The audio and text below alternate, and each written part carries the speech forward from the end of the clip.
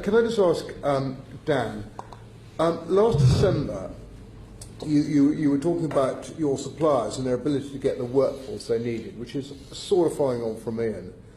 Following on from Ian, are you still concerned about the freedom of movement and where we are with this?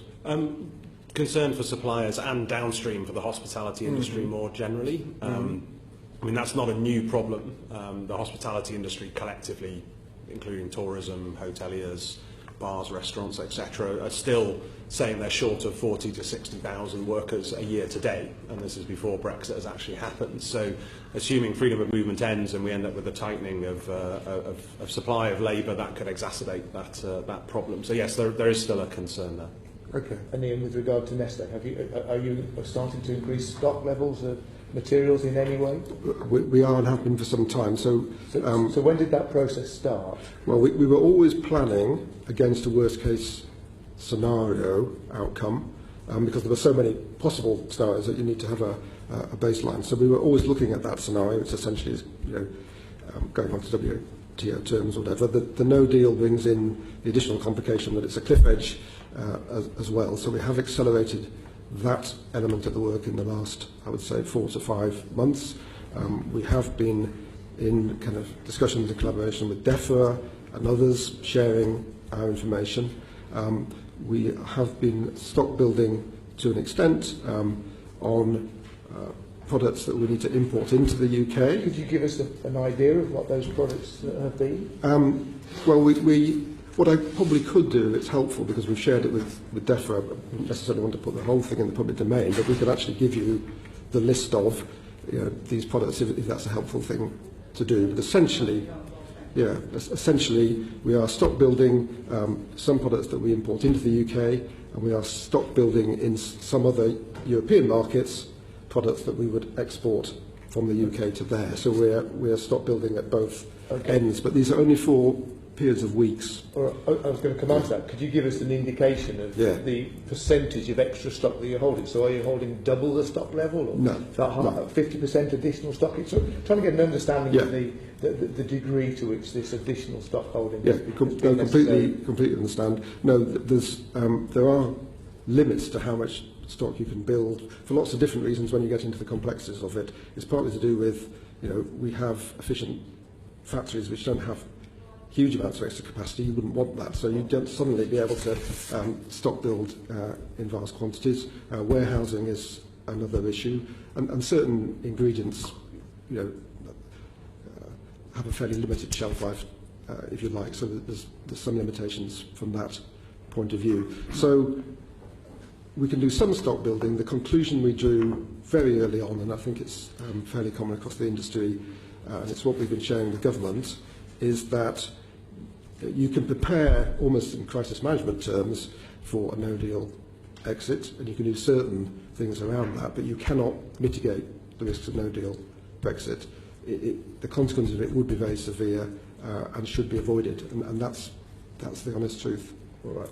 And I've got a particular interest in packaging, and perhaps Ian, if you might let me know. I mean, packaging is a product which doesn't have a limited shelf life. Are there any concerns about the ongoing availability of packaging for materials from the EU? Any challenges in getting hold of those?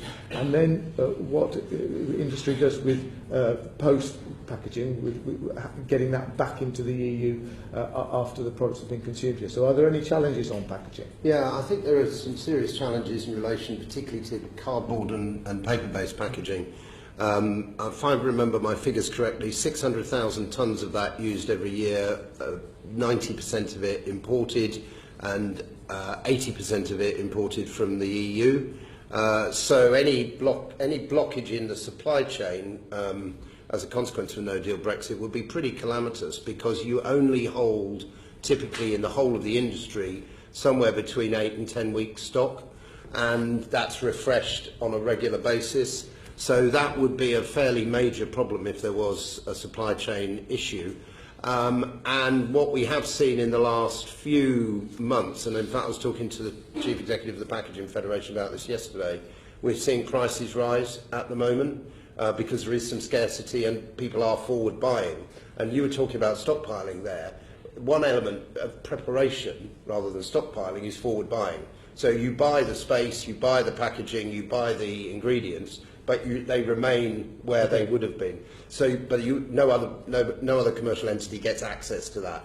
And that's going to be a problem across all of the supply chain, with packaging, with ingredient supply, and actually with warehousing. This issue about the storage space and the warehousing, if you needed to stockpile, and I think, Ian Wright, you said the warehouses might not have anything in them, but they've been booked. Is there enough storage available? And no. Ian, you're shaking your head. Yeah, no. I mean, we know that almost all of the there are effectively three types. There's frozen, chilled, and ambient. And frozen and chilled are, for all practical purposes, booked out at the moment.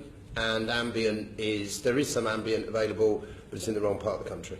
And of course, it's just, it's not where you need it on your particular supply journey. Now, what we don't know is whether there is actual product in those places, and we certainly don't know in forward whether people have booked in order to be careful, or whether they genuinely are gearing up production to put product in there.